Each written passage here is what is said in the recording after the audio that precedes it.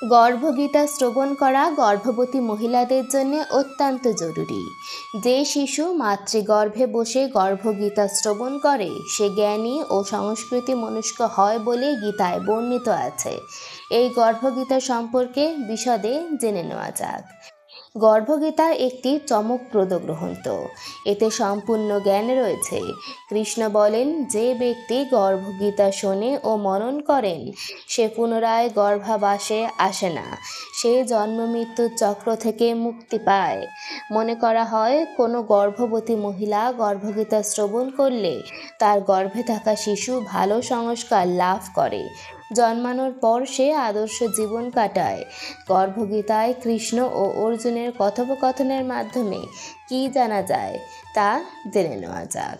অর্জুন বলছেন, হে কৃষ্ণ, কোন দোষের কারণে প্রাণী গর্ভবাসে আসে? জন্মানোর পর সে নানান রোগে গ্রস্ত হয়, তারপর মৃত্যু হয়।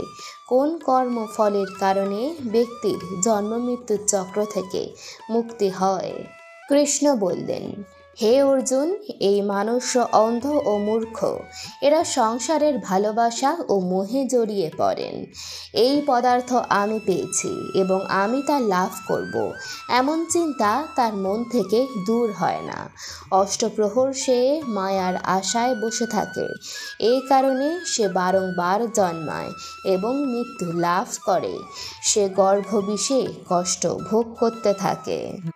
সব শুনে অর্জুনের মনে প্রশ্ন জন্মায় এবং তিনি কৃষ্ণকে জিজ্ঞাসা করেন যে, এই মন আপন চালে চলা হাতির মতো, তৃষ্ণা এর শক্তি। এই মন পঞ্চ ইন্দ্রিয়ে বর্ষবর্তী। কাম, ক্রোধ, লোভ ও অহংকার, এই পাঁচটির মধ্যে অহংকার সবচেয়ে শক্তিশালী। তাহলে কিভাবে মনকে নিজের নিয়ন্ত্রণে রাখা যায়? কৃষ্ণ বলেন, এই মন অবশ্যই হাতির মতো, তৃষ্ণা এর শক্তি। মন পঞ্চ ইন্দ্রিয়ের নিয়ন্ত্রণে, অহংকার এদের মধ্যে শ্রেষ্ঠ।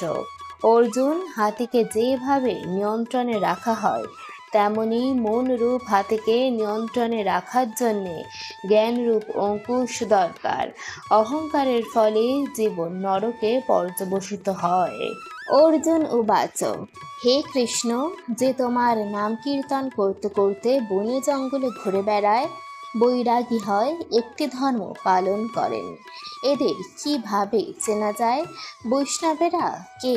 কৃষ্ণ উবাচ, হে অর্জুন, একদল শুধু আমার জন্যেই বনে জঙ্গলে ঘুরে বেড়ায়, এরা সন্ন্যাসী। একদল মাথায় জটা বাঁধে এবং শরীরে ভস্ম লাগায়। এদের মধ্যে আমার বাস নেই, কারণ এদের মধ্যে অহংকার রয়েছে। এদের জন্যে আমার দর্শন দুর্লভ। অর্জুন উবাচ, কোন পাপের জন্যে স্ত্রীর মৃত্যু হয়ে যায়?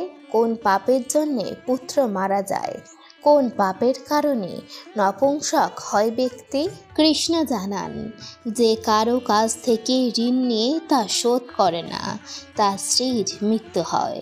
আবার যে কারো আমানতের জিনিস আত্মসাৎ করে নেয় তার পুত্রের মৃত্যু হয়। যে কাউকে প্রতিশ্রুতি দিয়েও সময়ের মধ্যে সেই ব্যক্তির কাজ করে দেয় না সে নপুংসক হয়। এগুলি অনেক বড় বড় পাপ। অর্জুন বলেন, কোন পাপের জন্যে মানুষ সর্বদা রোগী থেকে যায়? কোন পাপের কারণে গাধা হয়ে জন্মায়? স্ত্রী ও টাট্টুর জন্ম কেন হয়? কোন পাপের কারণে বিড়ালের জন্ম হয়? কৃষ্ণ উবাচ, হে অর্জুন, যে ব্যক্তি কন্যা দান করে এবং সেই দানে মূল্য নেয় সে দোষী ও সদা রোগী থাকে। যে বিষয় বিকারের কারণে মদ্যপান করে সে টাট্টু ঘোড়া হয়ে জন্মায়। যে মিথ্যা সাক্ষী প্রদান করে সে স্ত্রী হয়ে জন্মায়। আবার যে স্ত্রী রান্না করে প্রথমে ভোজন করে নেয় এবং পরে পরমেশ্বরকে অর্ঘ্যদান করে সে বিড়াল হয়ে জন্মায়। আবার যে ব্যক্তি এঁঠো খাবার দাবার দান করে সে মহিলা হয়ে জন্মায়, তারা দাসী হন। অর্জুন উবাচ, হে কৃষ্ণ, কিছু মানুষকে আপনি স্বর্ণ দিয়েছেন, তারা কোন পুণ্য কার্য করেছে? আবার কিছু মানুষকে আপনি হাতি ঘোড়া রথ দিয়েছেন, তারা কোন পুণ্য করেছেন? কৃষ্ণ উবাচ অর্জুন, যারা স্বর্ণ দান করেছে তারা ঘোড়া বাহন লাভ করে। পরমেশ্বরের নিমিত্তে কন্যা দান করলে সে পুরুষের জন্ম লাভ করে। এরপর অর্জুন জিজ্ঞেস করেন, যে পুরুষের বিচিত্র দেহ থাকে তারা কোন পুণ্য করে? কারো কারো বাড়িতে সম্পত্তি আছে, কেউ আবার বিদ্বান, তারা কোন পুণ্য করেছেন? কৃষ্ণ উবাচ অর্জুন, যারা অন্ন দান করেছেন তাদের স্বরূপ সুন্দর, যারা বিদ্যা দান করেছেন তারা বিদ্বান, যারা সন্তদের সেবা করেছেন তারা পুত্রবান। অর্জুন উবাচ হে কৃষ্ণ, কারো অর্থের প্রতি ভালোবাসা রয়েছে, কারো আবার মহিলাদের প্রতি প্রীতি রয়েছে, এর কারণ আমাকে বুঝিয়ে বলুন। অর্জুনের প্রশ্নের উত্তরে কৃষ্ণ জানান, ধন এবং স্ত্রী এসবই নাশরূপ, কিন্তু আমার ভক্তির কোনো নাশ নেই। অর্জুন উবাচ কোন ধর্মের কারণে এই রাজপাট লাভ করা যায়? আবার কোন ধর্ম পালন করলে বিদ্যা লাভ করা যায়? কৃষ্ণ বলেন, যে ব্যক্তি কাশীতে নিষ্কাম ভক্তিতে তপ করতে করতে দেহ ত্যাগ করে তারা রাজা হয়ে জন্মায়। আবার যারা গুরুর সেবা করেন তারা বিদ্বান হন। অর্জুন উবাচ কেউ পরিশ্রম ছাড়াই আকস্মিক ধন লাভ করেন, তারা কোন পুণ্য করেছেন? কৃষ্ণ উবাচ যারা গোপন দান করেছেন তারা আকস্মিক ধন লাভ করেন। আবার যারা ঈশ্বরের কাজ ও অন্যের কাজ করেছে তারা রোগমুক্ত থাকেন। অর্জুন বলেন, কোন পাপ করলে ব্যক্তি অমলি, বোবা ও কুষ্ঠরোগী হয়? কৃষ্ণ উবাচ যে পুরুষ নিজ কুলে স্ত্রীর সঙ্গে গমন করে তারই অমলি হয়।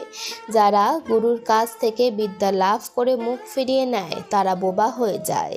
গো হত্যা করলে ব্যক্তির কুষ্ঠরোগ হয়। অর্জুন উবাচ কোন পাপের কারণে পুরুষের রক্ত বিকার হয়? ব্যক্তি দরিদ্র কেন হয়? কারো খণ্ডবায়ু হয়, আবার কেউ অন্ধ হন, কেউ আবার পঙ্গু থাকেন, তারা কি পাপ করেছেন? আবার যে স্ত্রীরা বাল্য বিধবা হন তাদের পাপ কি? কৃষ্ণ জানান, যারা সবসময় রেগে থাকেন তাদের রক্তবিকার দেখা দেয়। যারা নোংরা থাকেন তারা সর্বদা দারিদ্র হন। কুকাজ করে থাকা ব্রাহ্মণকে দান দিলে তাদের খণ্ডবায়ু হয়। যে পরস্ত্রীকে নগ্ন অবস্থায় দেখে অথবা গুরু স্ত্রীকে কুদৃষ্টিতে দেখে তারা অন্ধ হয়। গুরু ও ব্রাহ্মণকে পদাঘাত করলে তারা খোঁড়া ও পঙ্গু হয়। যে স্ত্রী নিজের স্বামীকে ত্যাগ করে পরপুরুষের সঙ্গে থাকে তারা বাল্য বিধবা হন। অর্জুন উবাচ হে কৃষ্ণ, তুমি পরব্রহ্ম, তোমাকে নমস্কার। আগে আমি তোমাকে নিজের আত্মীয় মনে করতাম, কিন্তু এখন তোমাকে ঈশ্বর রূপে জানি। হে পরব্রহ্ম, গুরু দীক্ষা কেমন হয় দয়া করে আমাকে জানান।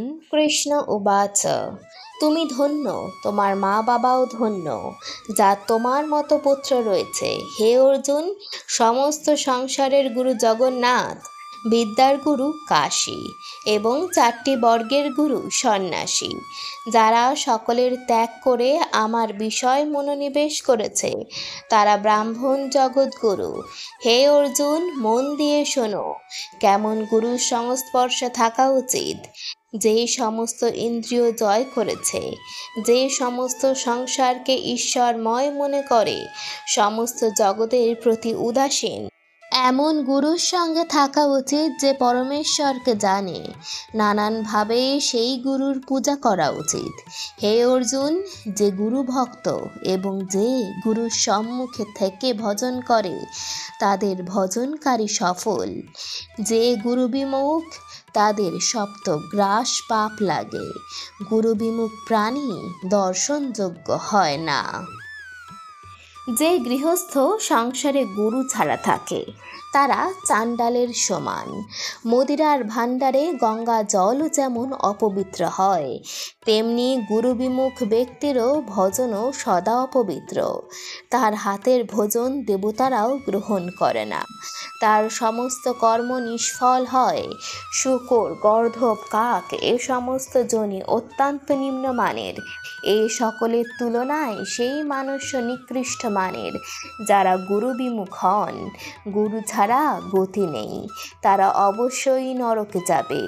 গুরু দীক্ষা ছাড়া সমস্ত প্রাণীর সমস্ত কর্ম নিষ্ফল। হে অর্জুন, যেমন 4 বর্ণই আমার ভক্তি করার যোগ্য, তেমনি গুরু ভক্তিরও যোগ্য। যেভাবে গঙ্গা নদীর মধ্যে শ্রেষ্ঠ, সমস্ত ব্রতের মধ্যে একাদশীর ব্রত শ্রেষ্ঠ, সেভাবেই শুভকর্মের মধ্যে গুরুর সেবা উত্তম। গুরু দীক্ষা ছাড়া প্রাণী পশুজনি লাভ করে 84টি জনিতে ভ্রমণ করতে থাকে। অর্জুন উবাচ, গুরু দীক্ষা কি? কৃষ্ণ বলেন, ধন্য জন্ম তার যে এই প্রশ্ন করেছে। তুমি ধন্য। গুরু দীক্ষা 2টি অক্ষরের, হরি ওম। এই অক্ষর গুরু বলে। এই 4টি বর্ণকে আপন করে নেওয়া শ্রেষ্ঠ।